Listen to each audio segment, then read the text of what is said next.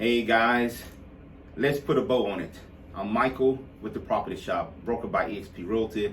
I'm here at the Success Center, and as always, I want to come to you guys with some content, with some information, something might help you home buyers out there, or any of you that's in a real estate market to better serve you. Today, I'm teaming up with my young sidekick. I'm the Lone Ranger, this Tonto, and we're just going to share with you guys today in a little Q&A session that maybe can help you guys out there in the real estate world.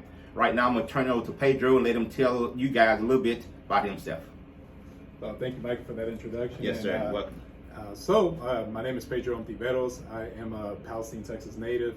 I born and raised here in East Texas. Today, I'm here, like he said, at Tyler, Texas, and happy to bring the information that's going to be helping you guys get a little bit more educated on the home buying process on the side of the lending stuff. Right. And then obviously you help people go out there and find their homes, the perfect homes that they would like to get into. So correct. Anyways, just a little bit about me. Grew up here, and then I got a little bit of a background in engineering, but now looking at the need that people need as far as being able to learn about finances, things that we don't learn typically in our education system. Now I'm very happy to come out here and share the knowledge that I've been able to garner over the course of time. So okay. All right, guys, so sit back, put your seatbelts on, and let's have at it. As a realtor, I get clients that come to me, and prospective clients, and of course they start to ask me a lot of the questions that they might need, and of course I always direct that to the lender since that's their expertise. One of the first things they want to ask is how important or what should my credit score be when I get ready to apply for a mortgage loan? Right. Okay. So basically, a credit is super important, right, Michael? Because that basically is going to dictate, what money is going to cost, the consumer. Right. So if they are able to get their credit scores, manage their finances responsibly, obviously you're going to see higher scores. Obviously, there's different factors that play into the credit score, right? Okay. The length of how much these trade lines have been open, different type of trade lines like revolving and installment. But to get to the point, right, in order for someone to get to the point of qualifying for conventional and FHA loans, which are two loan types that most people are able to use to get into a home, the minimum score for a conventional loan is going to be 620. Okay. And the minimum credit score typically is about 580. Now we do have programs that allow you to go to 500. Okay. But at that point you'll need a little bit more of a down payment in order to be able to qualify. Okay. Typically about 10%. So 620 is probably going to be the standard score, but the higher your credit score, the better situation you're in. And the lower your credit score, though it can be addressed, it just might cost you a little bit more. Exactly. Going forward. All right. Well, good deal. Good deal. Once they start the application process, what type of documentations or what paperwork more or less will you as the lender require from that particular particular borrower? Yeah, of course. So typically for people who receive a W-2 at the end of the year, okay, we'll need a 2-year history of being employed so that the bank can say that they've had stable work history.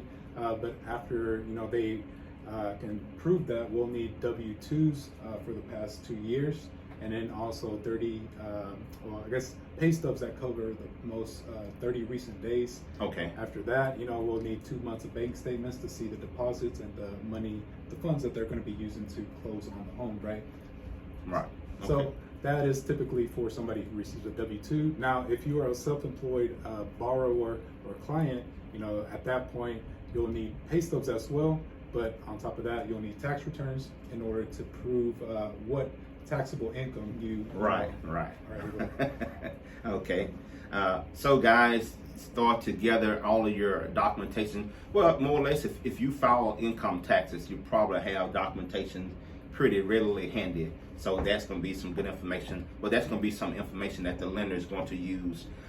We know that real estate and buying home or mortgages is not a one size fits all. Correct. So how do you partner up your borrower with what loan that might best suit them when it comes to the conventional FHA or so forth?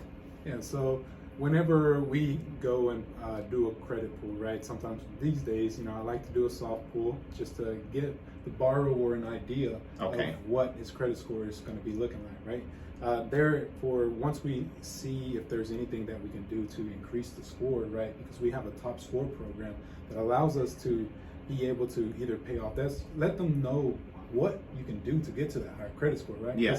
The higher your credit score, the less money it's going to cost you. So you'll be able to save you some, probably thousands of dollars over the course of time. Right. So definitely, once you get into the higher credit scores, we typically like to use conventional loans because they do not have an upfront mortgage insurance premium, which is something that can save you money over time. Now, if you have a score under 700, typically FHA has become honestly a little bit more affordable here lately. They've been reducing some of the mortgage insurance premiums, so that's something that you shouldn't shy away, even if you're in the 600s, because you may be able to buy the home now, build up equity, right? Your home is going to appreciate. It's not like a car that's going to depreciate. Exactly. Right. So it's always a good idea to use that home to create wealth and set yourself up for the next play in your future. Okay, so getting a loan is not a one size fits all. Exactly. It's sort of what best suits that particular family, that particular borrower, based on their income, based on their credit score. Other questions that normally comes to that's being presented to me. I know a lot of times people have some money saved up. I don't know if they exactly know how much they really need, and of course they just. I think they shop interest rate and they shop the cost of the house, but I don't think they understand and maybe are aware of what's called down payment as well as closing costs. Right. So we just sort of combining two questions in one. Share with our audience sort of about what percentage they would need for down payment, say based on the price of the house, and also down payment is at the front end, but also there are some closing costs that's involved also. Correct. Just sort of shine a little light on those two items for down payment as well as closing costs. Yeah, definitely. So it depends, right? If this is your first time buying a home, we have programs that are able to get you into a home for as little as 3%. Okay. Now, there's specific loans like VA, USDA, specifically to that client. You might be able to get into the home for 0% down. Down, right. Exactly. So, but for the most part, if you're going to go conventional, if it's your first time home buying, you can get in there as little as 3% down, which is, definitely a help for a lot of people out there. And then if your credit score is a little bit lower, FHA allows for a 3.5% down payment. So that's also a good, loan type for that specific loan. Right. And I guess to answer your question about closing costs. Right. So typically closing costs are inquired on top of your down payment, right? Because you will have to pay the title company. You'll have to set up escrow accounts, right, for your insurance, your property taxes, and also lender fees, things that are gonna like the fees, right, that have to pay for these people who are processing your loan, right? So those typically come to about 3 to 5%, just depending on the county that you're choosing to purchase it. Right. So we sort of roll that together. So down payment you might need anywhere from 3 to 3.5%, and closing costs you might need anywhere from 3 to 5%. But as a realtor that builds relationships with lenders, we take a look at a financial portfolio sort of the clients that we're working with, and based on some numbers, we're able to move some things around. I sort of refer to real estate sort of like a clock or a watch. You take the back of it off, there's a lot of little trinkets that they all sort of roll and flow together. Right. So when I'm sitting with a client, I know what you can afford based on what you're being pre-approved for, but when it comes to making an offer on that house, that's where we have to really work together. Okay, what programs do we have that might kind of assist you with your down payment if you don't have your down payment? But as the realtor, I'm able to maybe write into the offer and request the seller what's called seller's concessions to maybe help to soften that blow on that back end of the closing costs. So it's just a lot about communicating, being open with the client. You guys been open with us because we can only work with what you give us. We can only help you to move forward in purchasing that either first time home or downsizing or forever home. So the more accurate, I guess their numbers are, or your numbers are,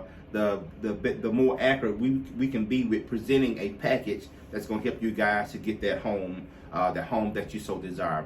Guys, I'm Michael with the Property Shop, licensed here in Texas, broker by eXp Realty. We're here at the Success Center.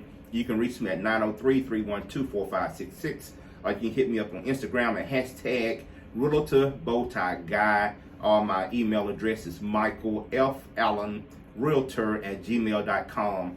And Pedro, how may they reach you? Yeah, so I have, I'm available if you want to just reach out to me on my cell phone. My personal cell is 903-221-7170.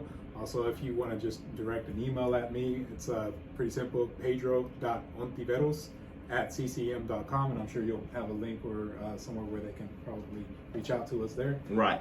And then, so, yeah, I mean, it's pretty simple. Okay. Well, guys, we thank you for tuning in. And believe me, as always, I do thank you for watching.